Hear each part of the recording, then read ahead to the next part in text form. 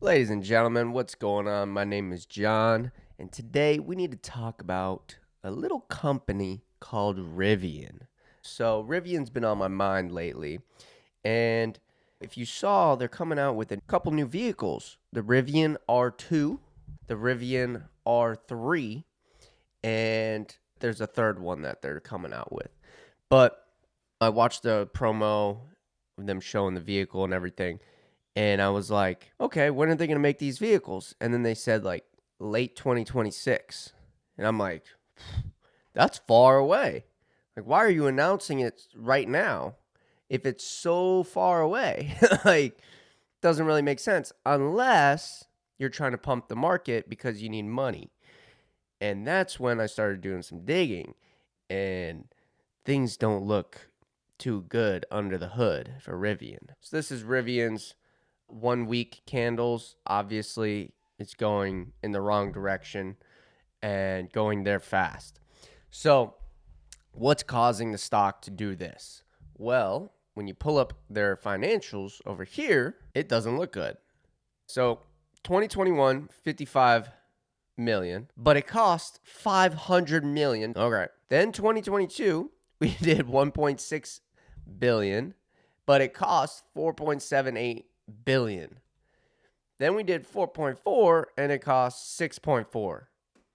So this is not good. This is really bad because we haven't even gotten to your operating expenses, which is a whole nother can of worms. So Rivian cannot make vehicles and sell them at a price that is paying for how much it costs to actually make the vehicle, let alone paying your CEOs and your private jet flights and whatever else is going on at Rivian headquarters, wherever their headquarters is, because that's another can of worms. So at the end of the day, operating income, you're losing $5.7 billion in 2023, okay? You lost $5.7 billion in 2023, and your entire company's market cap is now around $10 billion. If the stock's around 11, it's around 10 billion, if my math is all correct. So your entire company's worth $10 billion and you just lost $5.7 billion, and you can't even make the vehicles that you're selling at a profit yet, let alone talking about the operating expense. This is not good. There's something going on here that's just not smelling right. There's not much we can do and look at when it comes to these numbers and, you know, how much it costs to make a vehicle over at Rivian. They're going to have to figure that out, but there's not enough time really to even figure this out.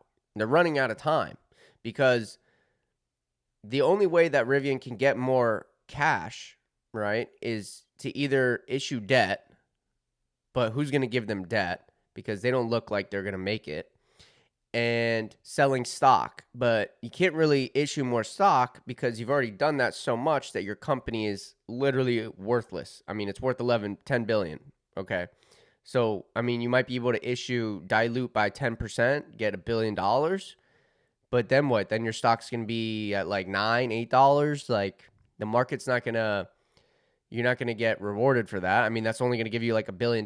You can't even, that's not even going to cover how much it's costing you to make the vehicles, let alone talking about your R&D and your SG&A, which is insanely egregious. So Rivian, they're running out of cash. They're running out of runway, okay? It's like the plane's trying to take off and they're literally running out of runway and they can't get the wheels off the ground. So then I do some more digging because I'm like, all right, what's going on with this SG&A and this research and development? You're spending almost $4 billion a year on these expenses. And you've been spending $4 billion a year for the last 3 years. So that's $12 billion you've spent in 3 years on what? SG&A? What's going on here? So then we go and we look at the insider activity. All right. I love pulling up this website, secforum4.com. Great website. You got a CCO, a chief commercial officer. I didn't know what a chief commercial officer was a thing. So then I looked up, what is a chief commercial officer? And Google's telling me a chief commercial officer is a high-level executive position responsible for overseeing and managing all commercial aspects of the company's operations. Interesting. That sounds like the CEO. Then you have this role may vary depending on the business and industry, but their primary focus is to drive revenue generation, business growth, and profitability. Isn't that what the CEO does? So interesting. It just sounds like a made up position, if you ask me. So let's keep going down. You have a CAO. Okay, that's interesting. You have a CFO. Isn't the CFO the one that also does the accounting and all of that? So you have a CAO and a CFO?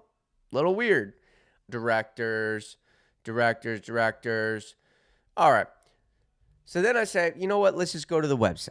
Let's just go to their website and we'll go look under leadership, see what's going on. So I go on Rivian's website. Really good website. Then I go to company. Then I hit leadership. For some reason, the web doesn't load. So I open it in a new tab, and that's how I'm making it work. So we're under our company now. All right. So here you have the Rivian leadership. All right. Let's look at these titles. Okay. I don't know if you can see it down here, but you have the RJ Scaringe. That's this guy. He's the founder and CEO. All right. Now, real quick on this guy, when he IPO'd, he actually got like $2.2 billion in the IPO. So that's a lot of money for a company that isn't profitable, doesn't have a product that's, making money even. Okay, let alone getting into the operating expenses. So that's a lot of money. In fact, he was one of the most compensated CEOs of, was it 2021? Which is insane considering your company's not even existed in the stock market for 365 days. So that was a major red flag. I made a video about that a couple years back, going over all these crazy stock compensation packages from the Lucid CEO to this guy. And that was the same year that Elon got a crazy compensation package that actually got rescinded, but that's a whole nother story. And anyways, going off on a tangent, but this just adds to this can of worms, this problem that I'm seeing at Rivian, which is they just like money, but they don't like money enough to the point where they want to make a successful company and get rich that way. It seems like that. I mean, that's what the numbers are telling me. So let's keep digging. So at Rivian, you have RJ, then you have Claire. Claire is your CFO. Okay, that's cool. I get that. Then you have Helen. Helen is the chief people officer because at Rivian, they require a chief people officer. So that's interesting. Then you have Kajel. He's the chief commercial officer. Oh, so that's the guy, chief commercial officer. Then you have Sarah. She's the chief communications officer. Then you have Anissa. She's the chief sustainability officer. Interesting. Then you have Frank. He's the chief operations officer. Then you have Mike. He's the chief legal officer. Then you have Jeff. He's the chief design officer. Then you have Wasim. He's the chief software officer. Then you have DJ Novotny. He's the senior vice president of vehicle programs. Then you have Jimmy. He's the executive vice president of facilities. Then you have Vidya, the senior vice president of electrical hardware. And then you have James, the VP, autonomy and AI. Interesting. So you have a lot of chiefs over here. A lot of chefs in the kitchen over here at Rivian, and they all got to get paid. So they all got to get paid. I'd be interested to see how these people know each other. I wonder if they all went to school together. I'm just making stuff up there. But the point is that this is a lot of people in your operating expense that are getting paid. So then I looked at Tesla, just for a little comparison. At Tesla, you have the CEO, a chief executive officer, and you have the chief financial officer. That's it. This is the only chiefs you got at Tesla, is the finance guy and the Elon guy. The rest are just director yes men to Elon. But you can see what a company that is efficiently ran is doing versus a company that's not efficiently ran is doing. So, in fact, you know what would be funny is if we did this. Watch this. I hope it's not too bad. This is going to be bad. It's going to be bad. Okay. So, over at Tesla, for 2023, for operating expenses, you had, let's say, $9 billion for 2023. That's your R&D. That's your SG&A. Okay. And at Rivian, you did $4 billion. So almost half. All right. But Rivian sells a fraction of the vehicles that Tesla sells. Okay. Rivian's revenue was only $4 billion, and Tesla's revenue was $96 billion. Do you see what I'm saying here? So Tesla's doing $96 billion with $9 billion in operating expense, and Rivian's over here doing $4 billion in revenue with $4 billion in operating expense. Something's not right. Like I said, too many chiefs in the kitchen. I actually tweeted out, I said, Tesla should buy Rivian at like 15 billion or whatever. Well, couple weeks go by and now Rivian's at 10 billion. I mean, might as well just wait till Rivian's in bankruptcy court and then buy them for literally nothing.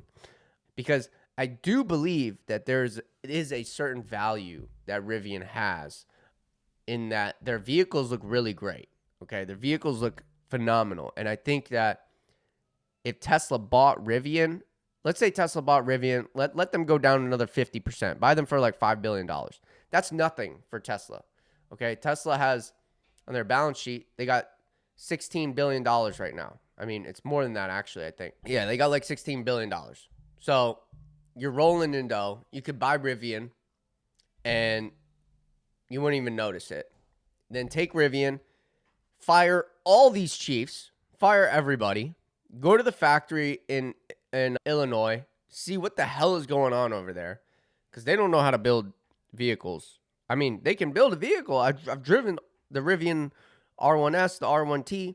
They're good vehicles. Don't get me wrong. But they can't build them efficiently. So that's a problem. That's a real problem. They're running out of money. You're running out of time. So the other thing that I wanted to look at was on Fast Graphs here.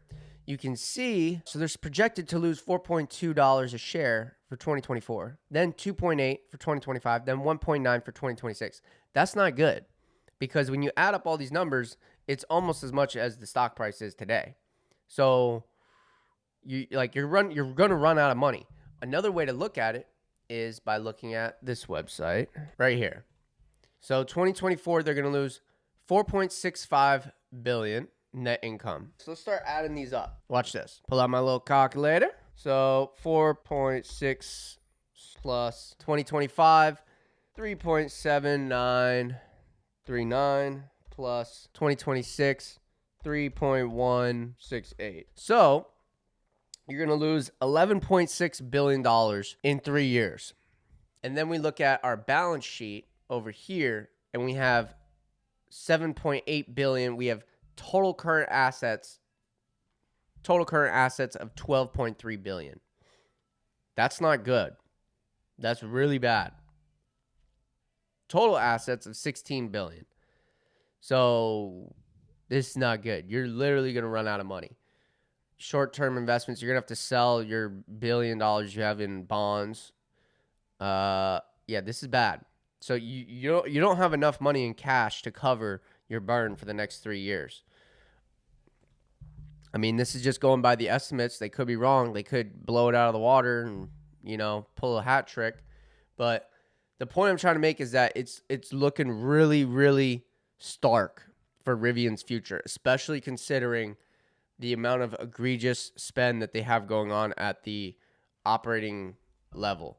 So one last point on that egregious spend that they do is when I was done scrolling down, there was this little graphic and they have, we have set up multiple locations to ensure we have access to talent needed to deliver on the scale of our mission. Wait. So that sounds like you're telling me that wherever you're hiring people, you're like, yeah, just stay where you live.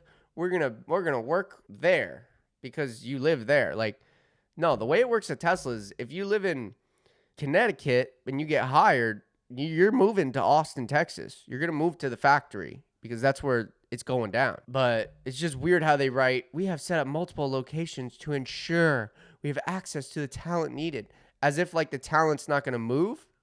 That's weird. So in California, what are they doing in California? Our facility in Irvine are home to vehicle engineering and design, electronic software, propulsion battery systems, blah, blah, blah, blah, as well as many of our team building and operating our customer-facing platforms. What? So your IT guys, or what? I don't know what is going on. I don't even really know what's going on. But that's what's going on in California. Then in LA, what's going on in LA? Our facility in Carson is focused broadly on electric power conversion, which includes developing our family of electric motors and inverters, as well as both our consumer and fleet charging products. Okay, so your battery stuff's going on in LA, but you're doing other stuff in Irvine. I mean, they're not that far apart. Then you got Palo Alto. What are we doing over here? Our campus is in the storied Stanford Research Park in Palo Alto, where we develop much of our software stack and vehicle electronics. Many of our technology teams are based here, including our core software platforms, vehicle controls, cloud connectivity, and autonomy.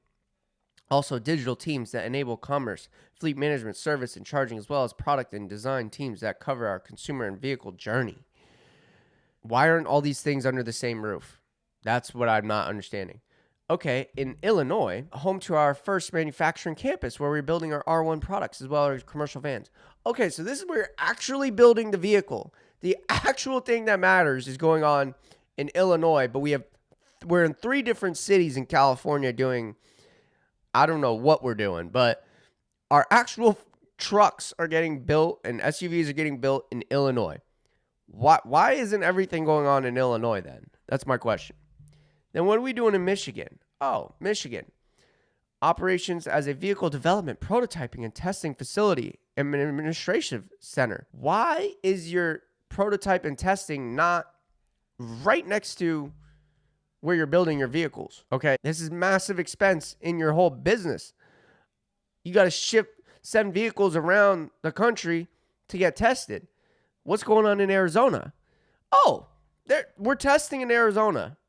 We have a test facility in Arizona. We have a team of engineers and technicians who conduct development testing on our vehicles' driving dynamics, durability, thermal performance, and efficiency. The extreme terrain and climate here offer the perfect balance, perfect place to validate what we build. Okay, so you ship your vehicles all the way to Arizona to get tested because it's really hot. I mean, bro, like what? It's really hot and dusty. That's the extreme terrain you're dealing with? Come on. And then we're going all the way. We're shifting continents now. Now we're in the UK.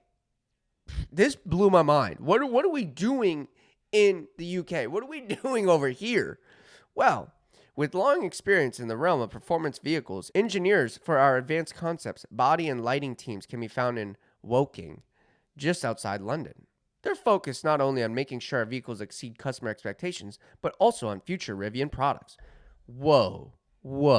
So you got people living in the UK that are literally just like, what are they doing? They're advanced concepts, body and lighting teams. I mean, don't get me wrong, the Rivians look great, but like, why aren't these people like living in Illinois? Why aren't they working right next to the actual vehicle that's being built? Probably a lot of unnecessary expense associated with this stuff. Because the thing is, when you're in totally different locations from, your CEO and stuff like that, you're not working that hard, dude. Who cares? We're still getting paid. Who cares? Right? Versus Tesla, everybody's in Texas. Everybody's at Austin. We're grinding. Elon's going to pop in. Elon will pop in and just walk down, look at the vehicles being built, look at whatever concepts are going on upstairs. Everything's right there under one roof. So everybody's watching everybody. Everybody's working hard and getting stuff done. That's not the case if we're all the way in the UK. Meanwhile, they're building a vehicle in Illinois. Like, come on. And now we're shifting back. We came back to this continent at least. And we're up here in Vancouver. Why not? What are we doing in Vancouver? What's our location for management software teams are developing apps and digital products for both our consumer and fleet vehicles. Okay, so we're doing management software teams, apps, and digital products. Wasn't that what was going on over here in like Cali? Where was it? There was somewhere else that Software. Palo Alto? Why aren't you in Palo Alto then? This is a lot of different geographical locations for your business. Like, why isn't there one location where you're building the vehicles and everybody else like, hey, you want to work on the software? You're going to have to move to Illinois. Oh, don't want to move here? Okay, fine. We'll find somebody else. Like, this is wild. This is why your expenses are crazy. This is why you can't build a vehicle at a profit. Okay, so Rivian is not looking good. So what's the exit strategy? What's the plan now? Because if Rivian goes under, all these people that made money, that got stock, that sold their stock, they're rich. You got money in the bank. You're good. You're set.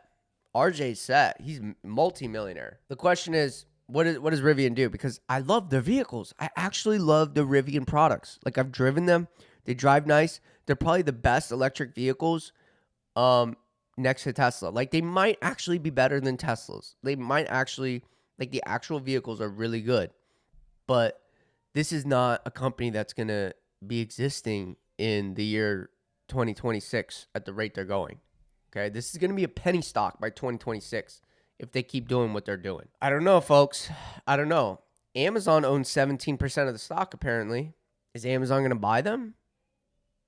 I mean, does Amazon know how to do this business? Like, this is a hard business. I mean, credit to Amazon, though. They are in like a very difficult business of logistics and making that profitable. So if they can make that profitable and figure out the inefficiencies there, then maybe they would be able to take over Rivian and figure out some stuff there. But that's a project. Like, that is a real big project. But at the same time, that would be massive. If they could turn Rivian around, that would be massive for Amazon. Are they up for the task? I don't know. It seems like they're going more like, Prime Video, cloud, stuff like that. But that would be a fascinating reality to go down, where Amazon bought Rivian. I mean, it wouldn't cost them anything. So what's the downside? You already lost all your money, investing in Rivian way long ago. So in that sense, it's almost like, why not? Other than like the constant burn that's going to go on for a couple of years.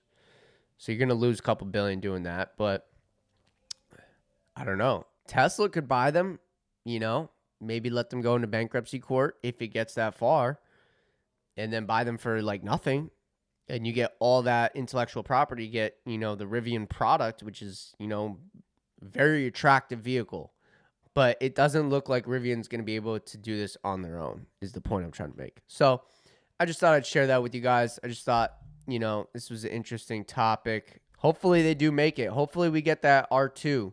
I want to see that vehicle. So stay healthy, stay wealthy. Stay tuned for the next one. See you guys later. Peace.